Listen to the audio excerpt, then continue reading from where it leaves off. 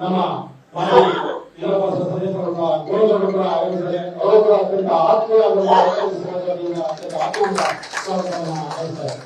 ಮತ್ತು ನಮ್ಮ ಜಿಲ್ಲಾ ಮಾಜಿ ಜಿಲ್ಲಾ ಪರಿಷತ್ ಸದಸ್ಯರಾದಂತಹ ಸುರೇಶ್ ಗೌಡ ಅವರು ಕೂಡ ಆಗುತ್ತಾರೆ. ಅವರು ಕೂಡ ಅತ್ಯಂತ ಆತ್ಮೀಯವಾಗಿ ಸ್ವಾಗತವನ್ನು ಮಾಡ್ತಾರೆ.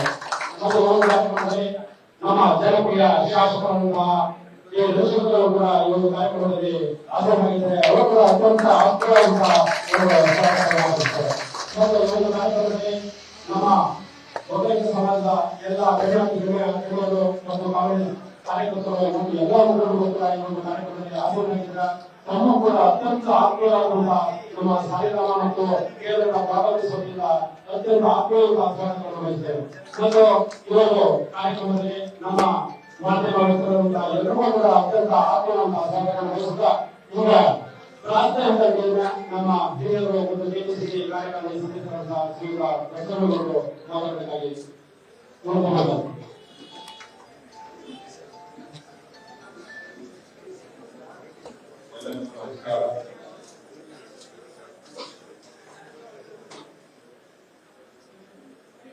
ಒಕ್ಕಲಿಗರ ಮುಖಂಡರ ಸಭೆಯಲ್ಲಿ ಭಾಗವಹಿಸಿರುವಂತ ನಮ್ಮ ಮಂಡ್ಯ ಲೋಕಸಭಾ ಕ್ಷೇತ್ರದ ಅಭ್ಯರ್ಥಿಗಳಾದಂತಹ ವೆಂಕಟರಮಣೇಗೌಡ ಅಲಿಯಾಸ್ ರಾಜಚಂದ್ರ ಅವರ ಕಾರ್ಯಕ್ರಮದಲ್ಲಿ ಭಾಗವಹಿಸಿರುವಂತಹ ಈ ಕ್ಷೇತ್ರದ ಶಾಸಕರಾದಂತಹ ರವಿಶಂಕರ್ ಅವರೇ, ಇನ್ನೊಬ್ರು ಮುಖ್ಯ ಅತಿಥಿಗಳಾಗಿ ಆಗಮಿಸಿರುವಂತಹ ಅವರಾದಂತಹ ದಿನೇಶ್ ಗುರುಜಿ ಅವರೇ, ನಮ್ಮ ಇನ್ನೊಬ್ಬ ಆತ್ಮೀಯರು 3 ಬಾರಿ ಸತತವಾಗಿ ಎಂಎಲ್ಸಿಗಳಾಗಿ 4ನೇ ಬಾರಿಗೆ ಸ್ಪರ್ಧೆ ಮಾಡಿದ್ದು, 4ನೇ ಬಾರಿ 4 ಬಾರಿ ಮುಂದೆ 5ನೇ ಬಾರಿಗೆ ಪದಾರ್ಪಣೆ ಮಾಡಿ ಸಿದ್ಧರಾಗಿರುವಂತ ನಮ್ಮೆಲ್ಲರ ಆತ್ಮೀಯರಾದಂತಹ ಬೈತಿಪ್ಪೇಗೌಡ್ರೆ ಹಾಗೂ ಇಲ್ಲಿ ನೆರೆದಿರುವಂತ ಎಲ್ಲರೂ ಸೇರಿರುವಂತ ಪ್ರತಿಯೊಬ್ಬರು ಕೂಡ ನಾಯಕರೇ, ಮುಖಂಡರುಗಳೇ.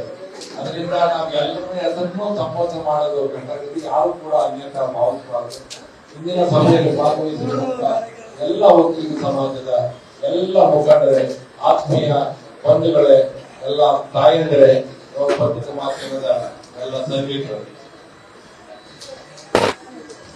ಏನು 26ನೇ ತಾರೀಕು ನಡೆಯುವಂತ ಲೋಕಸಭಾ ಚುನಾವಣೆ ಒಂದು ವಿಶೇಷವಾದಂತ ಚುನಾವಣೆ. ಇವತ್ತು ನಾವೆಲ್ಲ ಒಗ್ಗಟ್ಟಿನಿಂದ ಕೆಲಸ ಮಾಡಿ ಕಾರ್ಯತಂತ್ರವನ್ನು ಗೆಲ್ಲಿಸಬೇಕಾದಂತ ಒಂದು ಶಬ್ದ ಅದಕ್ಕೋಸ್ಕರ ಇವತ್ತು ಎಲ್ಲ ಕಾಂಗ್ರೆಸ್ ಪಕ್ಷದ ಮುಖಂಡರನ್ನ ರೂಪಿಸಬೇಕು ಆಹ್ವಾನ ಮಾಡಬೇಕು.